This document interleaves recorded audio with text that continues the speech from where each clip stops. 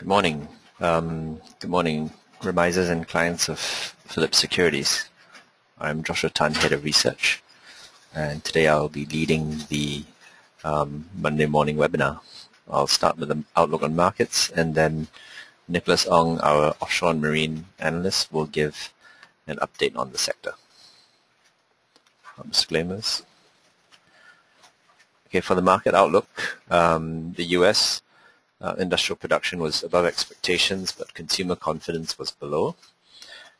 So far, the picture of the economy is that production and investment side of the economy, which is industrial production, core capital goods orders, housing, international trade, have also got stronger fundamentals than the consumption side. Core retail sales is cruising along, not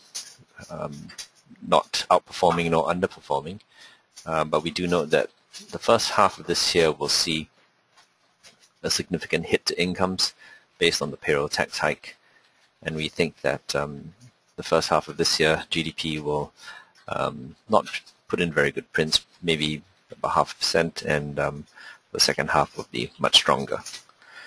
We think markets are looking ahead as the payroll tax hike is seen to be withstood by the economy, as there's plenty of other good things that are firing away in the US economy.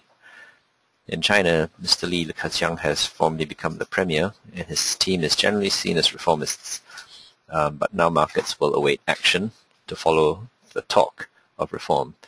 And we have to say that our overweight call on Greater China is predicated on such reforms, and the lacking of which we will probably have to remove that call. China has been struggling for the past 2-3 years in terms of its stock market, primarily because its investors see China's market as imbalanced. The economy is imbalanced, too much investment, not enough consumption, too much inequality, which will lead to social unrest, housing prices which are too high, which will again lead to social unrest, poor management of the environment, education, healthcare. All these things need to be addressed for China to have long-term sustainability. In any case, we think that this is the year for leadership change, and therefore we should see something on that front, which is why we went overweight China back in October, which pretty much caught the bottom in the A-share market and the second move for the A-share market. Okay, now to the Eurozone, which is probably on everybody's mind right now. Cyprus got a bailout of 10 billion euros. The details of that is not finalized, but it will be shared between the IMF and the ESM and the European Union in general. And then there is this very surprising, unexpected $5.8 billion euro levy on bank deposits. Okay, which is very surprising because it sends a bad signal.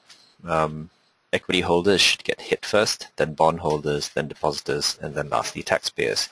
But here we have 5.8 billion euro levy on depositors, which may start a bank run in Cyprus. I think the key question is, is this levy one-off, or is it going to start a precedence?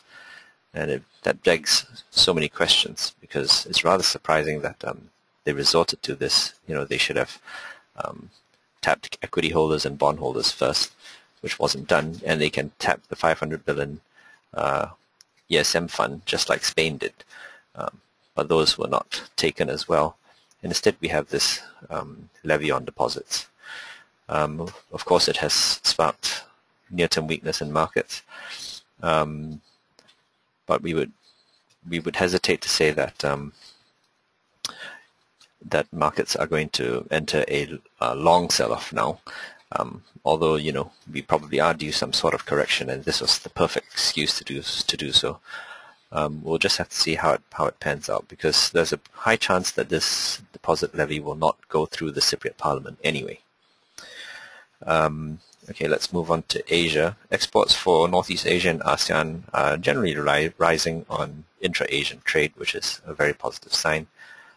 So we're still positive on Asia, although we do have inflation at the back of our minds, as many ASEAN countries are running wage inflation policies. So far, no change to our broad 2013 outlook. We're still overweight equities, market weight bonds, market weight commodities, and underweight gold. So far, we have been largely accurate, as we have been largely accurate last year as well.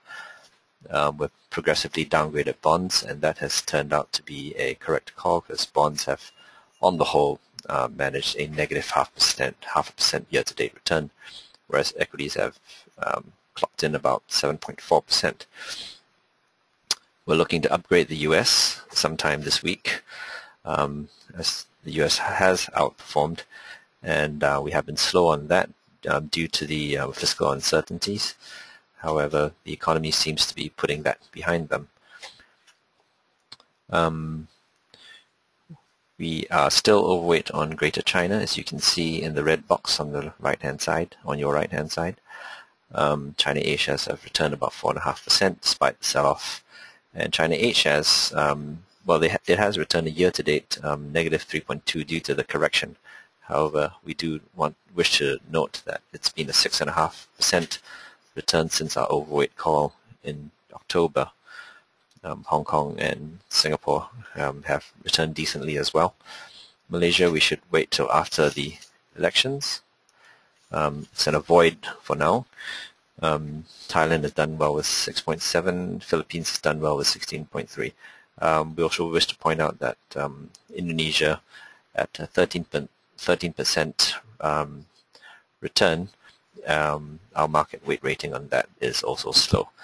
And we do wish to upgrade that at some point, because the Rupiah has strengthened considerably due to an improvement in Indonesia's current account status. Okay, for the US, we do expect it to inch towards the 1565, the all-time closing high. And if you were to choose between it clearing it and not clearing it, our assessment is the former. Although given present market conditions, we might have a little correction before that happens. Japan has been rallying strongly due to a anticipation of a dovish 4th April meeting. But we do wish to point out to clients that it could be a sell the fact after the 4th April meeting, because Japan actually needs a lot of structural reform and not just monetary easing. China A shares are at support rebound. It's weak today, in line with the with what's happening in the Eurozone. But going forward, it could actually bounce on reform anticipation. H-share market is also at strong support, and the same thing goes. We could have a week today, but it could bounce on reform anticipation again. The Hang Seng is not far from the support zone of 22,000, and the same thing. Week today, probably rebound on reform anticipation. The STI has been continuously stuck at the 3,300 ceiling. We still believe that there will be a breakthrough this year. As you can see, this trend is still firmly up. The KLCI has tested the 200-day moving average for the umpteenth time. We suggest that this is a market to avoid at the moment, and it will probably have clearer directions after the elections. A strong BN mandate would be a bullish signal. Thailand continues its resilient uptrend. Our equity strategist continues to forecast a 14% year-on-year earnings growth. Indonesia, like we said, the Rupiah is recovering. So the current account, due to the improvement in the current account, we're looking to formally upgrade it to overweight. And here's an update on one of our top picks, which is Bousted, which I personally cover. It has invested in a $75 million development for a 20 megawatt solar plant, solar farm in Japan. We wish to just highlight again many of our Bousted's many strong points, one of which is the geospatial. technology which has a very strong economic moat because it has exclusive country licenses to Australia, Singapore, Malaysia, Thailand, and these exclusive licenses have been with Bausted for good 20 years. And Esri, the company which holds this geospatial technology, is basically a global leader in this technology, and also has a 12% interest in the subsidiaries that hold these exclusive licenses. So the exclusive licenses are pretty secure, in our opinion, and given that the product is a global standard, it's hard to see that being dislodged at this point in time. Bausted also has its recurring income building up, which is from the geospatial technology and its industrial portfolio rentals. It is market leader in industrial design and build, being one of 3 full turnkey design and builders in Singapore. And for its energy business, the direct fired heaters and waste energy, it is 1 in 4 global supplier. And Bausted generates extremely strong free cash flows to deliver good dividends. It's got a consistent payout of about 52% over a 5-year average, and make new investments, like, for example, the solar farm, which is the 3rd in the line of investments, which have been on average about 1 a year. The manganese mining company in Australia, Beijing mixed development with Perennial last year, and the solar farm this year. Okay, with that, I will pass you. Oh, yes, here's the price chart for Bausted. The report, we have seen a 11% rally since we've released the report on the 25th of February, and our target price is 180. Moving on to the offshore marine sector by Nicholas.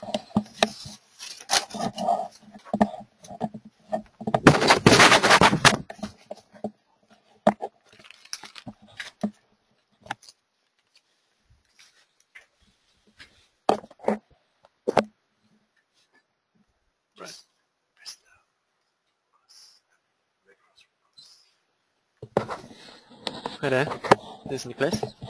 I'll be talking about offshore marine sector today. According to DNB markets, investments in E&P operations and projects will grow by 8% year-on-year to $632 billion in 2013, following a forecasted 17% year-on-year increase in 2012. With forecasted 10% of industry spending directed towards exploration drilling projects, coupled with oil price hovering above $100, remain positive on the O&M sector. Furthermore, investment in deep water projects is estimated to increase by more than 50% through 2015 due to the growing need to exploit reserves from deeper water. On the shallow water side, there are at least 70 jackup rigs to be built by 2015, but about 50 are still uncontracted currently. Although we expect the pace of jackup rig orders to tone down this year, the market for high-spec premium jackups remain positive, with companies like Seadrill and Transocean are expecting steady demand from premium and standard jackups from Asia and the Middle East. We also continue to see differentiation in the jackup market, with newer units having utilization rates and day rates exceeding those entered service before year 2000. We estimate that about 57% of the existing jackup fleet is more than 25 years old, assuming the average life of the jackup at around 20 to 30 years. This reflects the significant potential for repair replacement in the coming years. According to EIA, energy supply from ultra-deepwater sources will account for more than 10% of global oil consumption in the next few years, up from 8.5% in 2010. We believe the ultra-deepwater rig demand outlook remains positive as deepwater momentum continues to grow. Of the 13 semi-subs scheduled for delivery by 2015, merely 5 are uncontracted. As shown in the diagram below, The day rates for ultra-deepwater rigs remain around record highs. The utilization rate for ultra-deepwater rigs stays above 95%, indicating tightness in the rig supply. According to Douglas Westwood, a total of $223 billion in capex will be spent on deepwater segment till 2017, with $78 billion on drilling and completion of subsea wells. Floating production storage and offloading vessels, FPSO demand outlook appears positive as the number continues to grow with the increase in deepwater exploration. Most deepwater fields would not be technically feasible without the use of these floaters. According to BP, order demand for deepwater production facilities should reach 22 units this year, following 15 units in 2012. This, in turn, would trigger a need for additional floating production systems and ensure healthy growth in orders going forward. According to IMA, there are currently 235 FPS projects in the planning stage around the world. IMA also expects up to 192 floater orders over the next 5 years, according to averaging between 26 and 38 annually. We believe the forecast expenditure numbers for the FPS segment as a whole are large. According to Douglas Westwood, a total of $91 billion in capex will be spent on this system up to 2017, with FPSOs accounting for 80% of total capital expenditure. Floating LNG, or in short FLNG, is a specialized floating vessel used in the production and processing of natural gas at offshore fields itself. Like FPSO designed for the production of oil, FLNG enables the substitution of fixed pipelines and traditional onshore plants, hence providing for lesser capex requirement than onshore developments as well as greater mobility for field deployment, even in previous unviable locations. Asia is expected to account for 32% of global floating LNG capex of $38 billion till 2018. We could see yards like Keppel and Samsung, which have a head start in FLNG projects, to benefit from this new growing segment. So let's see how the correlation works for Keppel and Sembcorp with crude oil and STI. As you can see, both companies correlate highly with Brent crude oil and STI, with up to 90% and 91% correlation. This is a brief summary on Keppel Corp. As you can see, Keppel Corp's key business segments are in offshore marine, infrastructure, property, and investments. Keppel remains the go-to yard for high-spec jackups and semi-subs, with a strong market share of 39% in jackups and 28% in semi-subs. It also has strong dividend yields of close to 4%. We expect OMM margins to recover in 2013 due to the delivery of 20 jackups this year. This is a brief summary on Sembcorp Marine. This company is a more pure play in terms of the OMM sector, with key business segments in rig building, ship conversion, and ship repair. Our top pick remains Keppel Corp, and here are the reasons why we prefer Keppel Corp over Sembcorp Marine. Sembcorp Marine saw a big jump in its order book by 150% in 2012, which in turn will result in robust revenue and earnings growth over the next few years.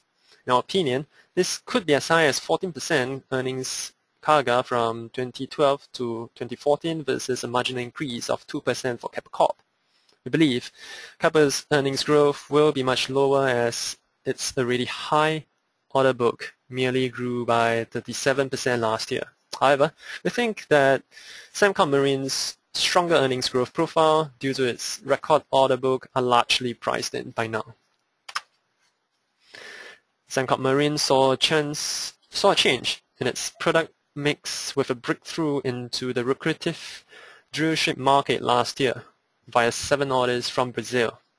This makes Sembcorp Marine's order book more balanced, and we view this positively as it allows Sembcorp Marine to build up a position in the drillship market, given the Korean yards has always dominated this market. The use of its proprietary design rather than licensing one also signals its ambition to carve out a strong position in this space. Nonetheless, it seems that Sembcorp Marine may have to pay learning curve tuition fees for this relatively new type of product segment, especially since it is a new entrant in drill ships and has yet to establish a track record. This is reflected in Sembcorp Marine's lower fourth quarter earnings with operating margins of 10.8% versus 14.1% in the third quarter last year, which according to management is partly due to the conservative margin recognition for the first 20% of the drill ship. We expect this conservative recognition to continue to pressurize margins over the next 2 years. On the other hand, the product mix for Keppel has remained relatively constant over the years.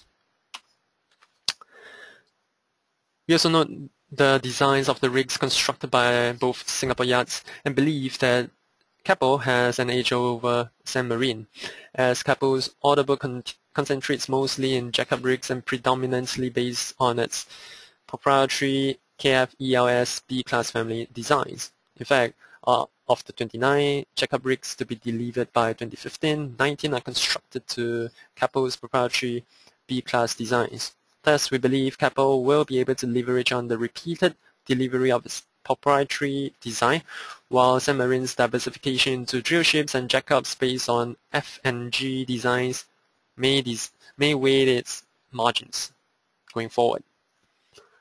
Keppel is expected to deliver a record number of jackup rigs in 2013, and we believe the economies of scale from its 15 KF-ELS B-class series designs could lead to positive margin surprise.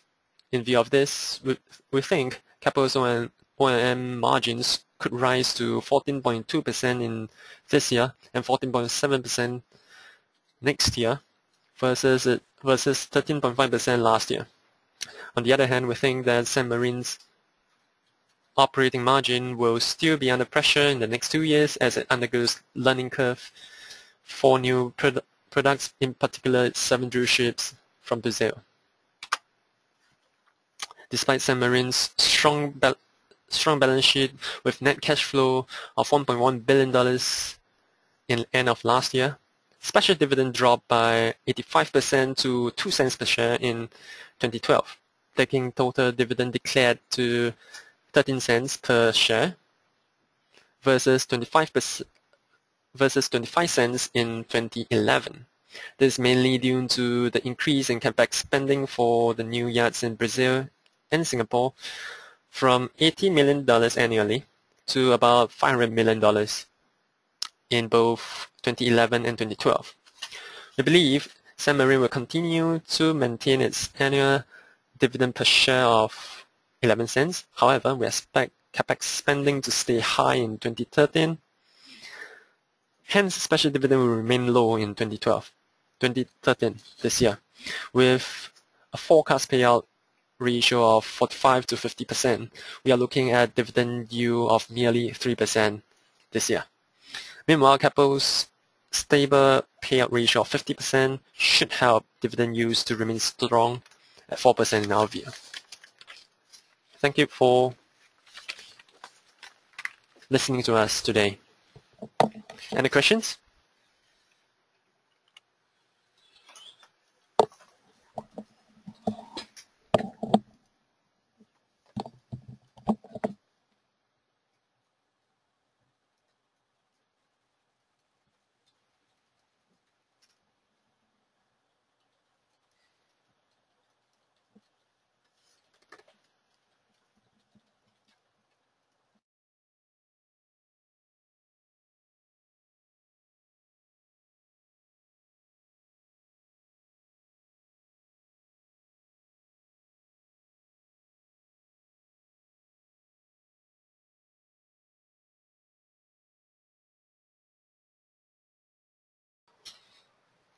Hi, good morning, TRs and clients.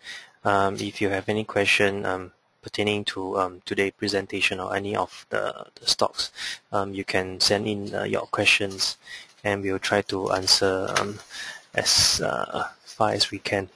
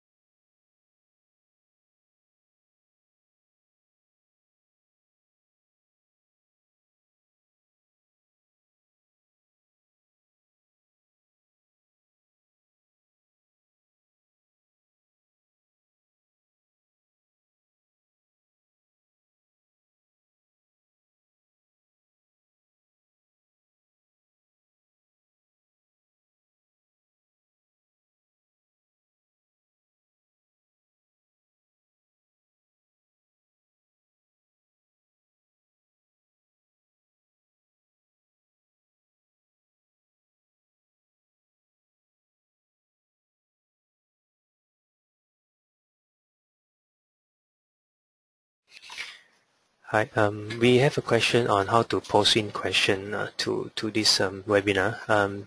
It's you can type in the question in your this webinar application dashboard. And we have one question on just a moment.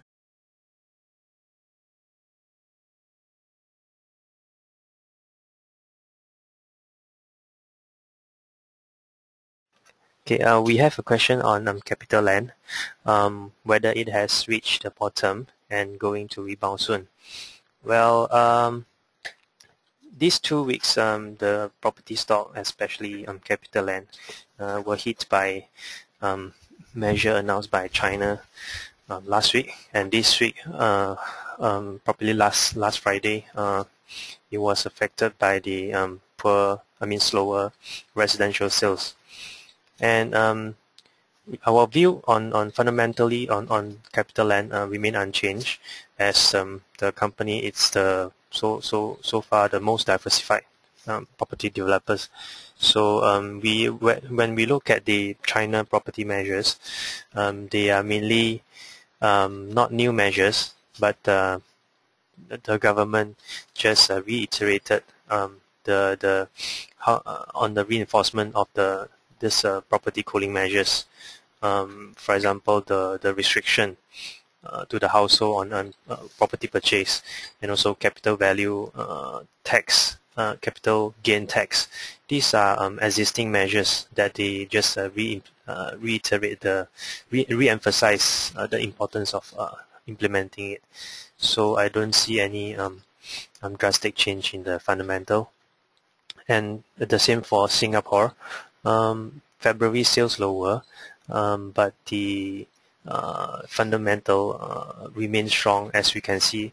February, the take-up rate, although the developer they have holding back their launches in that month, but the buying sentiment is still high, as we can see from the take-up rate. And with that, in March, according to media report, there have been quite numerous of project launches, and they have been quite well received. So fundamentally, if you have the correct product and you price it correctly with some discount to entice the buyer, there was you still can move your projects. So for CapitaLand, based on the 2 weeks of announcement by Singapore and China, and after this 2 round, I think currently their price is pretty, I would say, corrected by a lot. So looking forward, I think it could be a good price to enter for CapitaLand, especially when they are talking about selling offshore land, as the company announced. they are reviewing the portfolio of offshore land, and they have been receiving offers for the whole offshore land or partial of offshore land. So at the moment, no decision has been made, but we expect the company will make the so-called decision in probably a few months forward. And from this offshore land divestment, if it eventually successfully go through, it could unlock valuation, the value in the book for about 1.7 billion by selling the stakes in offshore land, which could from the capital that they monetize, they can redeploy into other investment, or they could distribute part of the proceeds to investors.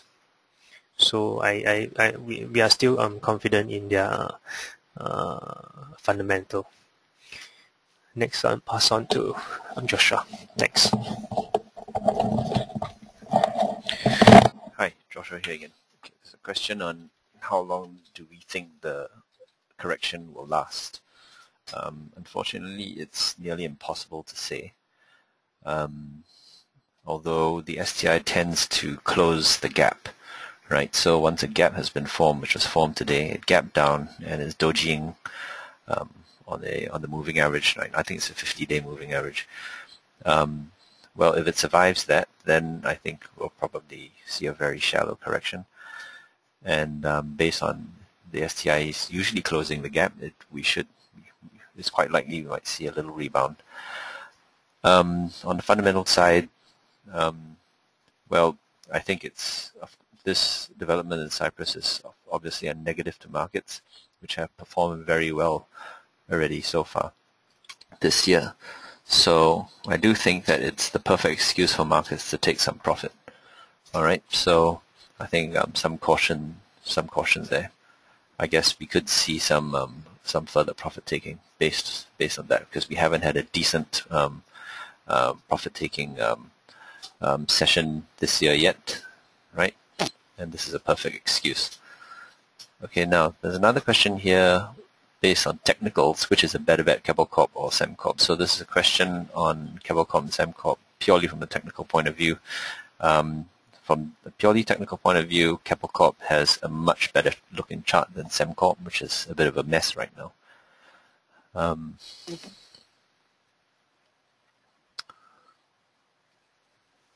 Okay, question on REITs.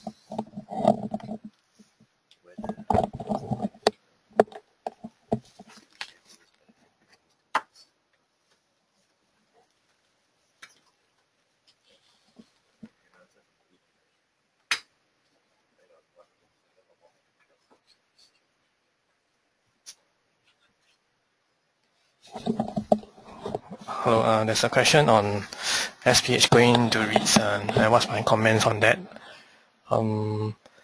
As we all know that last week they have announced that they will be looking to float their assets into REITs, and two of their assets are already completed, and one of them is Paragon and the other one is Clementi Malls, where they own 60%.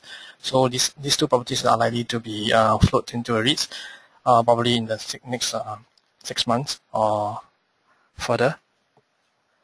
So what are the shareholders going to benefit from this is that we should need to know how are they going to use these sales proceeds through the floating of REITs. I think this is not very clear from the management, as they have not given much details on that. So I can't really tell how is it going to benefit the SPH, because this pool of money can be used in other forms. Could be pumped into their core business in the media or publishings, or could it be used for their sublines in property. So this is not very clear at the moment. Yeah.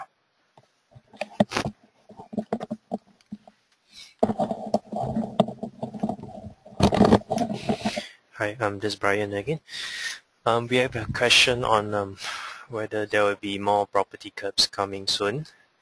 As announced by our Minister of National Development, there will be more measures, especially on the public housing front. It could be in a way of introducing new line of product available to the people to subscribe other than BTO. For example, they are looking at probably shorter lease or cheaper HDB that you could purchase from HDB, and provided that you sell it back to the government in the future. So there quite likely there will be more. I don't think it's a cooling measure, but probably more choices for the people to in terms of public housing. And for the public housing front, well, there has been, speculation on tightening the mortgage servicing ratio to housing loan, and I think that's a possible one, but I don't have any certainty on this. Speculation. So right now, I think after the January comprehensive property cooling measures, I think the government should let the measures to works and monitor for a few months, probably 6 months or so, to see what's the effect. So currently, I don't think there's any certainty on further cooling measures to the private property market. And I'll pass on to okay.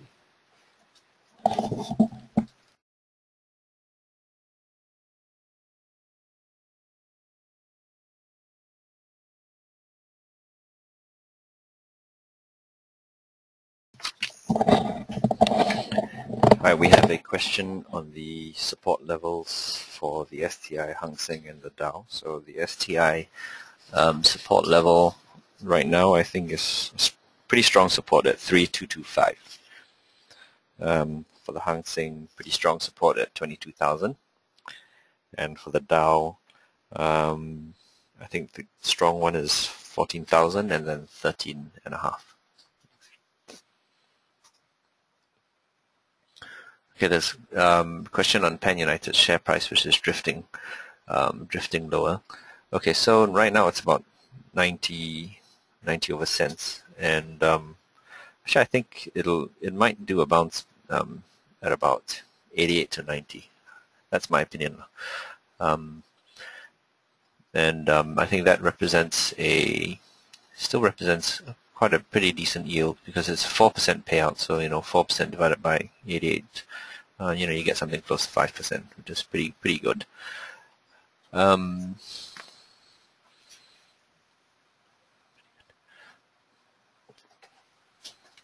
Okay. Thanks for all your questions, and we hope to see you we hope that you'll tune in again next week. Thank you.